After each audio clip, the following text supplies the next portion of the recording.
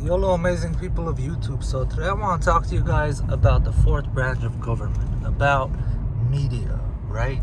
I was having this conversation with my friend and I was explaining to him that media, right? Any form of media, whether it's music, whether it's podcasts, whether it's movies, whatever it is, right? Like these people are part of government. And my friend is like, no, man, you're crazy. You can't be like that, you know? And I told him, no, you have to understand. Like, when the founding fathers created this country, they needed they needed a communication between what's happening in government and the people. And for that, they created media. At that time, it was newspapers and whatnot. But as time went on, media grew more powerful. It became radio, television, music, right? So many of these things. And you have to understand, like, when we talk about, like, these superstars, right? Like, these super famous people, whether they be athletes, whether they be just actors, whether they be people like Joe Rogan, just his podcast, right? You have to understand, when it comes to powerful people in the world, right? Let's say you go to Russia, Putin, right? You know how hard it is to get next to a person like a president of a country? But do you know how easy it is for superstars to meet these people? And what I was telling my friend is, like, most of these superstars,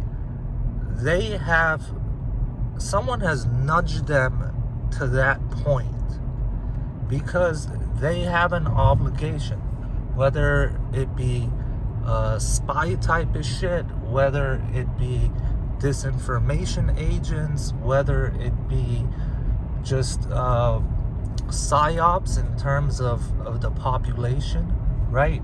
So let's say you have a person like Joe Rogan, and he seems like a perfect candidate for you to slip in an agenda.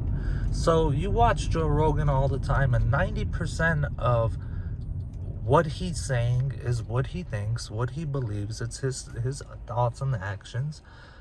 But that other 10% might be him doing exactly what he's told to do, right? So a funny example is, like, in regards to North Korea, who went to see Kim Jong-un, or however you pronounce his name. It was the dude from the Bulls, right? I forgot, not Scottie Pippen. Whatever, man, the dude from the Bulls, the rebounder with crazy hair, right? He, like, how the fuck did this dude go to see supposedly the leader of this hobbit country, right? Like, I watch a lot of these court things of, like, the Senate and Congress and stuff like that, and I was watching this video where they're actually interviewing this dude from the CIA, and they directly ask him, are you guys affecting media in any way, shape, or form?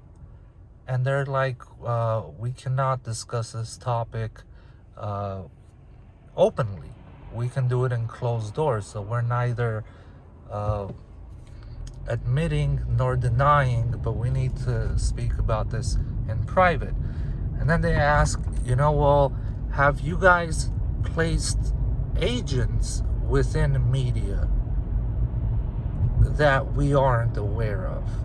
Is that something you guys are also doing?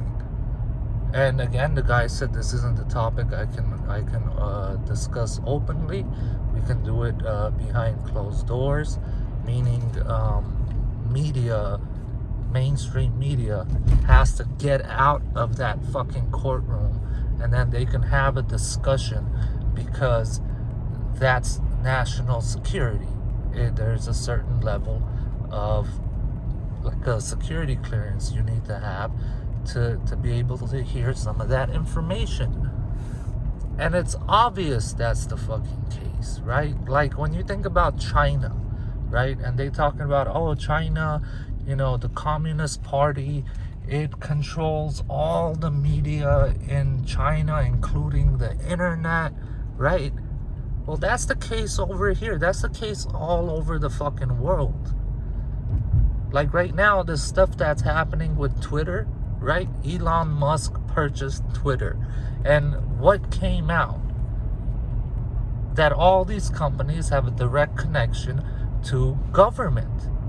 And government will actually flag people and make decisions of closing accounts, make decisions of you when you search this person, you can't find them, right?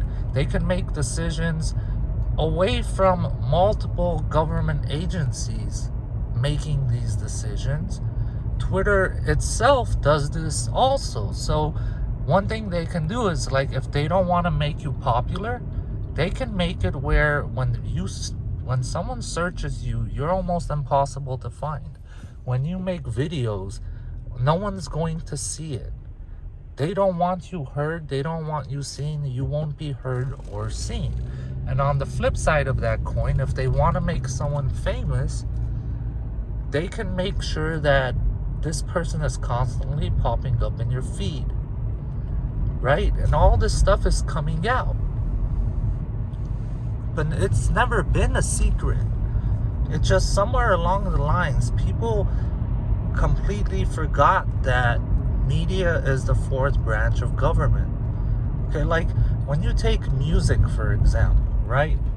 Like when rock and roll came out and people were up and up like, oh my God, this is devil's music and whoop-de-whoop, right? Fast forward a decade or two, gangster rap has taken over everything, right? And why would they want gangster rap to take over, right? Because essentially, like, and I love gangster rap, don't get me wrong, but essentially all gangster rap is pretty much talking about is the struggle of the street in a certain light. All right, it's about pimping, it's about money, it's about drugs, it's about hoes, it's about killing people, it's about guns, it's about fucking everything and anything unproductive. And when I say unproductive, I mean, like, gangbangers had a saying back in the day.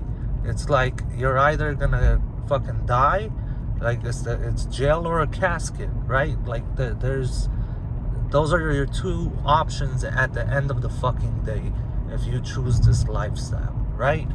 And somehow music has completely taken over the American psyche, right? And now it's grown to not just like, oh, we're selling drugs to make a living in order to get out of this craziness. Now it's about doing drugs, right? And all this shit started off with like the Chronic album. It started off with like Sipping on Some Scissor, right? Like all these songs that completely changed the way people look at things. And now it's beyond fucking Xanny bars and pills and shit, you know? So I just wanted to share that so that you're not confused on this idea that these people, they're not just superstars because they just so happen to become superstars. They become superstars because there's like a glass ceiling, and for you to pass that glass ceiling, you have to be a part of that secret society where there's agendas, where you have obligations, right? Like right now, the thing that's happening with Kanye West, all this stuff, right? Well, Kanye West was a billionaire and is a billionaire. He was married to the Kardashians, right?